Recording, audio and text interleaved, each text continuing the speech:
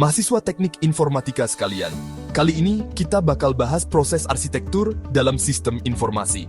Jangan bayangin dulu sesuatu yang berat atau super teknis, karena sebenarnya ini relevan banget sama apa yang sering kita hadapi sehari-hari, bahkan di lingkungan kampus.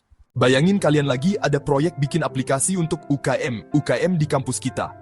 Mulai dari UKM musik sampai UKM pecinta alam, semuanya mau aplikasinya beda-beda sesuai kebutuhan mereka. Disinilah proses arsitektur mulai berperan, karena kita nggak bisa asal bikin aja, harus ada perencanaannya. Arsitektur itu sebenarnya bukan cuma produk akhirnya, kayak dokumen atau diagram, tapi juga proses dari awal sampai selesai.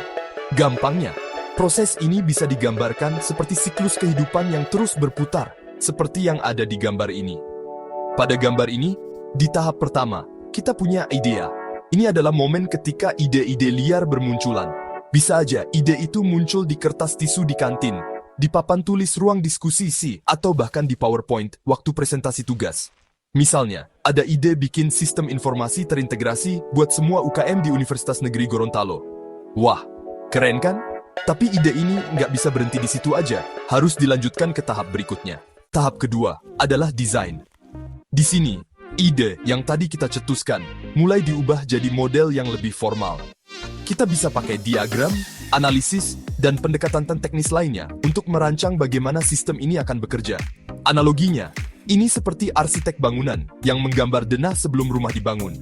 Di tahap ini, kita perlu banyak diskusi dengan stakeholder, misalnya pengurus UKM dan pihak kampus, biar kita tahu kebutuhan mereka. Setelah desainnya matang, masuklah ke tahap use. Ini saatnya desain tadi diimplementasikan menjadi sesuatu yang nyata dan bisa digunakan. Dalam konteks kampus kita, mungkin ini adalah saat aplikasi UKM mulai dijalankan. Kita juga harus memastikan aplikasi ini sesuai kebutuhan masing-masing stakeholder.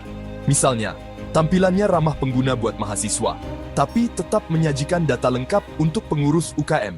Tapi, cerita nggak berhenti sampai di situ.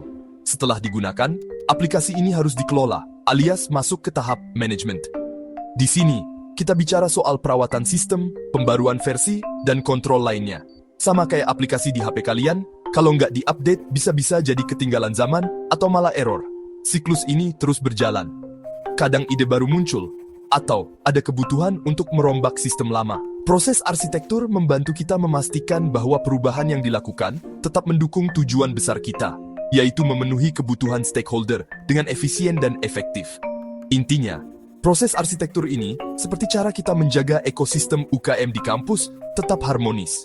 Dengan perencanaan yang matang, desain yang baik, implementasi yang tepat, dan manajemen yang teliti, semua bisa berjalan lancar. Jadi, mahasiswa Gorontalo sekalian, proses ini bukan cuma soal teknologi tinggi, tapi juga soal bagaimana kita berpikir sistematis dan komunikatif.